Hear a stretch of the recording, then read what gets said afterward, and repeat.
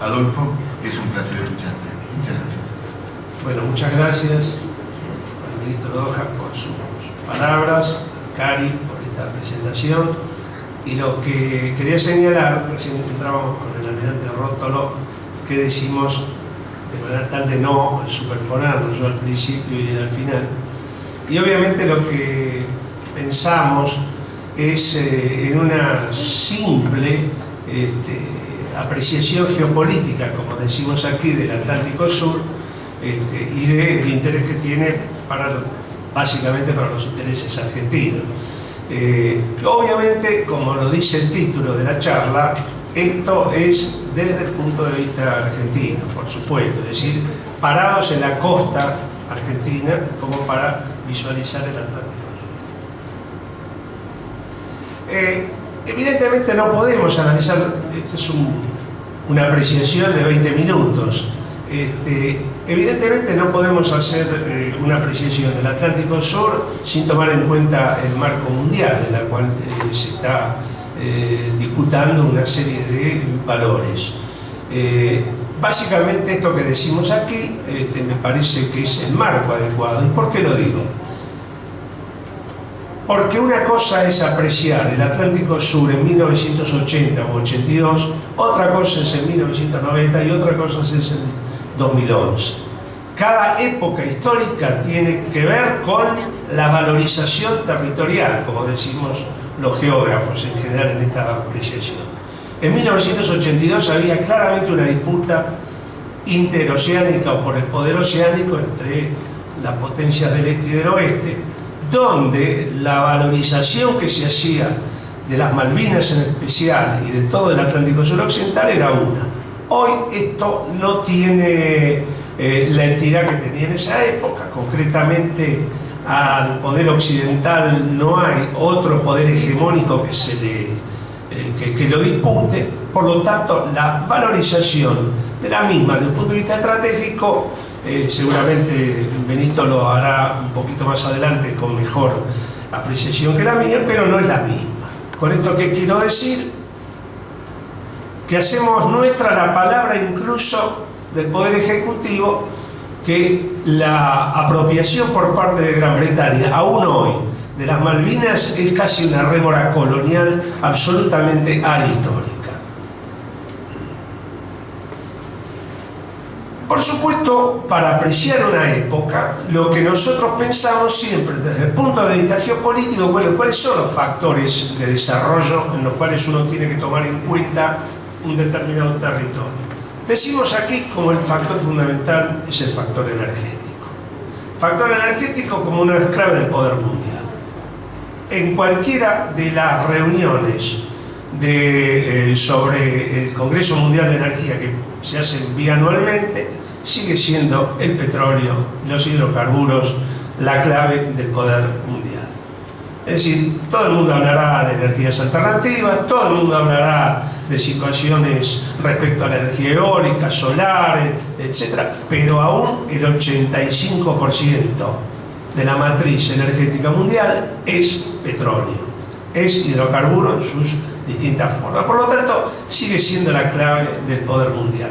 A este factor es que nosotros lo tenemos que visualizar como uno de los más importantes que en este caso aprecia o le da cierto relativo valor al Atlántico Sur.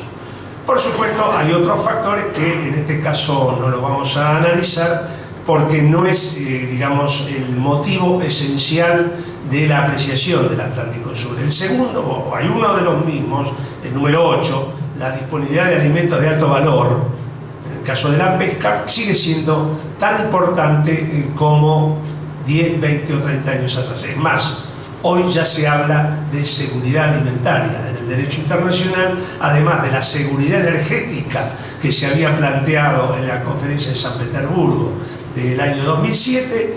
Por lo tanto, son elementos que aprecian esta situación. Por lo tanto, y acá viene lo importante. ¿Y qué es lo que está ocurriendo, sobre todo en el primer factor? Fíjense estos gráficos que apuntan a tomar en cuenta la demanda mundial desde hoy al año 2025 y un poco más también. sigue siendo Estados Unidos un gran demandante de la energía mundial, pero seguido, pero muy cerca, como por China, la Europa, fundamentalmente Europa Occidental, un nuevo actor de la escena internacional de los últimos 10 años, que es la India, y por supuesto sigue siendo Japón. Y lo interesante de este gráfico que sacamos de un diario La Vanguardia de Cataluña es que para el año 2025, quizás un poco antes, China y los Estados Unidos están en concreta disputa por la misma cantidad de petróleo o hidrocarburos de lo que hoy está. Es decir, China, si sigue con las actuales tasas, seguramente va a estar como actor decisivo de la política y de la geopolítica mundial. ¿Por qué lo digo esto? ¿Qué tiene que ver con el Atlántico Sur? Ustedes saben que a través de un acuerdo empresario de hace pocos meses, la República Popular China, a través de sus empresas, va a estar en exploración y explotación del Atlántico Sur. Ayer mismo incluso sale una nota sobre el nuevo portaaviones, o el primer portaaviones que la República Popular tiene en su historia, con lo cual está planteando ya una proyección oceánica clásica en la política. Y acá viene el otro aspecto, lo que yo les decía. Fíjense que esto, la fuente es inobjetable, el Financial Times, no es ni siquiera la FAO, no es ninguna exageración. Uno de los periódicos conservadores más importantes de la Gran Bretaña sigue señalando que para el 2020 la seguridad alimentaria es uno de los elementos esenciales de la política mundial. Esta nota, que es de hace aproximadamente 7 u 8 años atrás, hoy se está cumpliendo. Hoy el problema de la carestía alimentaria que hay a nivel mundial está fuertemente impactando sobre aquellos países que podemos trabajar con ellos. Voy a ir más rápido.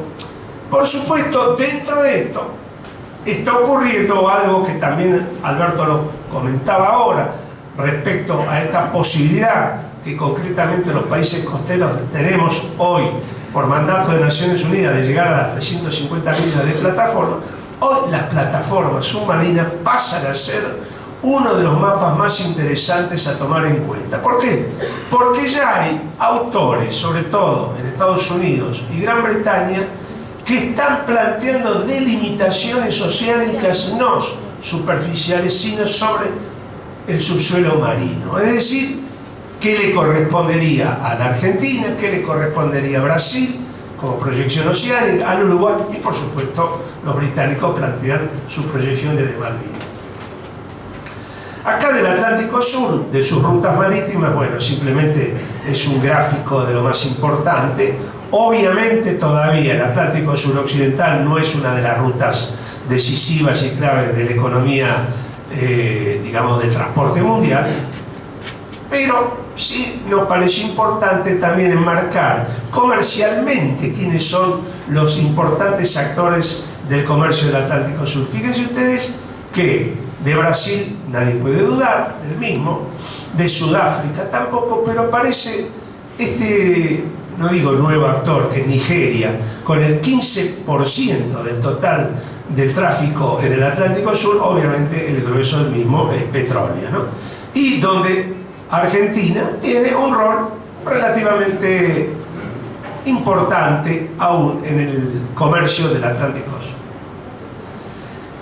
¿Qué está pasando en las potencias emergentes en el Atlántico Sur? Bueno, acá decimos concretamente que vuelven nuevamente, como patrón de conducta de esta época, reclamos territoriales, sobre todo por las plataformas submarinas, una mayor explotación offshore, sobre todo por el gas, y obviamente un desarrollo de capacidades, una reapropiación de activos. Hay un incremento del gasto en ciencia y tecnología, donde nosotros señalamos que las industrias para la defensa pueden llegar a cumplir un rol muy importante en la cadena de la valorización económica de los productos. Y por supuesto, tenemos distintos actores. Ustedes van a ver que nuestro mapa y nuestro gráfico no es muy adecuado a esta exposición, porque tenemos distintas letras, distintos tipos, pero si tenemos que señalar cuáles son los recursos importantes, bueno, el litícola, el hidrocarburos, minerales y eventualmente la energía cinética. Hay otros temas de interés, el caso del transporte, el caso del turismo creciente, las cuestiones del derecho del mar, que esto se va a tratar en otros paneles, y lo importante del caso, lo que yo desde el punto de vista geopolítico, lo reitero, señalo quiénes son los actores, digamos, predominantes en el Atlántico Sur. Argentina, por supuesto, Brasil también, Chile también, hoy es un actor que pretende trabajar en el Atlántico Sur, Uruguay, Sudáfrica, otros estados ribereños y por supuesto las grandes potencias, desde Estados Unidos hasta el Reino Unido, Rusia, Noruega e incluso, como dijimos antes, hasta la República Popular China. Y no olvidemos algunos actores no estatales, casos como ONGs, como Greenpeace, etcétera, que han planteado presencia en el Atlántico Sur. Entonces, ¿qué es lo que está ocurriendo? Nosotros acá señalamos algunos hechos de la política mundial, donde decimos que, lo que afirmábamos antes, según el Departamento de Energía de Estados Unidos, quizás uno de los institutos de mayor prestigio técnico a nivel mundial, la incidencia del petróleo hasta el 2030 va a seguir siendo tan importante como ahora. Y quizás en este cambio de la tecnología energética, sobre todo hacia el uso del gas offshore, está señalando que quizás se produzca en el transporte y en la economía energética un cambio de la matriz, como ocurrió en 1912, cuando la flota británica pasó del carbón de sus buques al petróleo o al fuel directamente. Por lo tanto, nosotros, en lo que diferimos tanto de Michael Clerc como de Rifkin acerca del agotamiento de los recursos, es que sostenemos que se está buscando en aquellas zonas donde ahora el recurso es más difícil y es más caro encontrarlo. Hoy no tuve tiempo de señalar que, según un paper de la OPEP de hace un mes atrás, en el Atlántico Sur, la zona más provisoria fuera de la brasileña, del presal brasileño, es la plataforma argentina. Bueno, ellos obviamente hablan de la plataforma donde está Falkland y la República Argentina. Y este mapa es lo que quería destacar. Fíjense ustedes lo que son los hallazgos de petróleo en los últimos tiempos. Como ustedes ven en el gráfico, la demanda es creciente, pero crecientemente también hay menos hallazgos de petróleo continental y cada vez más oceánico. En términos generales, en 1980 aproximadamente el petróleo offshore representaba el 4% de la demanda mundial. Hoy está casi en el 20%. Es decir, hay un lanzamiento del mundo hacia el petróleo o los hidrocarburos offshore.